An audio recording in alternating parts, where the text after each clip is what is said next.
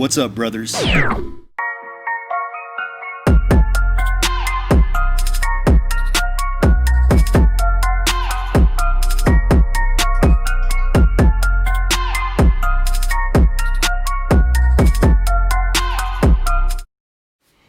What's up, brothers and sisters? Now, I didn't plan on making a video today, but I've got a few extra minutes, so I wanted to hop on here and shoot the shit with you guys. And the big reason why is because, with everything that's going on in the United States government right now, there's a really high percentage chance that there is a massive big tech purge. And although I don't currently violate any community guidelines, they change them so often. And, honestly, they don't really have to justify who they get rid of or not. And it's their platform, so they can do whatever they want. So I can be gone in a heartbeat. Now, there is some light at the end of the tunnel. In Poland, they just released a new law that says they can fine big tech up to $2.2 million if they censor somebody in their country that doesn't violate Polish laws. If the United States were to implement this policy or a similar policy, which they've already hinted towards some sort of a change in Section 230, which is the law that basically allows social media and big tech to censor whoever they want to censor. I'm not exactly sure how all the details on Section 230 work, but I do know that Section 230 is what basically protects big tech and allows them to censor whoever they want to censor. So if we could implement that law, then all of your favorite content creators would be safe. You wouldn't have to worry about your favorite content creators vanishing, about all of their work, their entire body of work being destroyed and eliminated and erased from the internet. They would still be here. How great would it be if we had something like that? But, we'll see what happens. We'll wish for the best. There's some light at the end of the tunnel, but, at this point, it's hard to be positive here, and it's hard to expect any type of a good expectation. The outcome hasn't been favorable in the past, so we'll see what happens, but we'll wish for the best. Anyways, so I figured, I'll hop on, shoot the shit with you guys. Why not? Now, the stuff that we were talking about last year, the normal stuff, doesn't that seem like it was like a lifetime ago when life was just normal? When nobody was wearing masks. Nobody was staying 6 feet apart. Small businesses were all still open. No curfews, no lockdowns, no none of that. And here we are now in 2021, just a week in, and we're about to see massive changes. And it really depends on which way things go. At this point, there's a really large percentage chance, obviously, that Joe Biden wins. And if Joe Biden does take over the country, he's already promised that we're going to have a lockdown for up to 2 years. That's going to basically put everybody on a universal basic income. Some large corporations might be open, but they don't typically pay very well. The entrepreneur spirit of the United States will be pretty much obliterated. It'll be gone. And it's a strong possibility that we move on to a new system. And what the Great Reset is, it's a new fiscal policy. It's a new financial policy based on a social credit score. Now, a lot of people out there probably know what a social credit score is, but a lot of you guys probably don't. I'll give you an example. Let's say everybody starts out with a social credit score of 1,000, right? You got a social credit score of 1,000, but you refuse to take a vaccine. Now you're down to 850. And then you get caught jaywalking, you're down to 825. So a person with a 1,000 social credit score can do whatever they want. You can get an apartment, you can get a car, you can fly to France or Cancun or wherever you want to go. You can shop wherever you want to shop. You can go to movie theaters. You can do whatever you want to do. But somebody with a lower social credit score, they're not allowed to do those things. And currently in China, it even goes as far as getting banned from dating apps.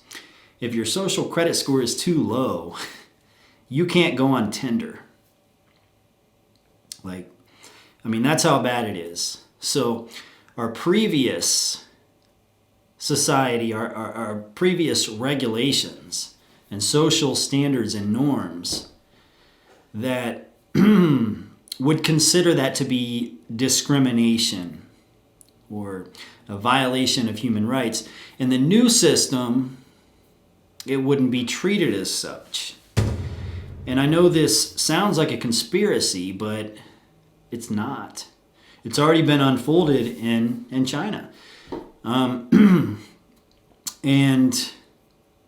let's be honest, last year's so-called conspiracy theories are this year's realities in a lot of different ways. A lot of stuff that we thought was an episode of Black Mirror is actually coming to life. It's actually happening. All the stuff that we talked about over the course between 2016 and 2000 and early 2020, life was normal back then. Okay, it was a different world, right? And the subjects moving forward are going to be a lot different. And a lot of your favorite dating coaches and life coaches are going to have to think about changing their strategy, changing the way they coach you guys. I don't consider myself a dating coach or a life coach or any of that. I could just consider myself a YouTuber.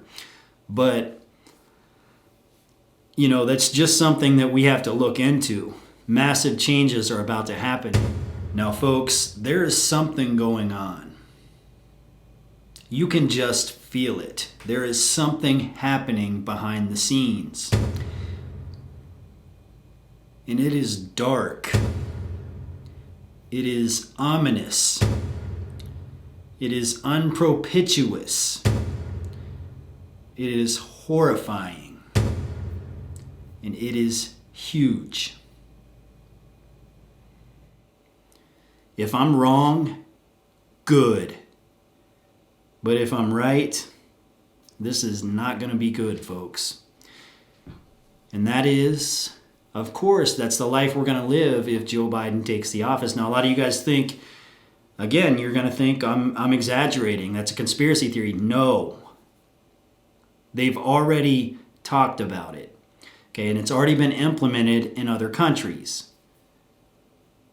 They've ran the beta tests.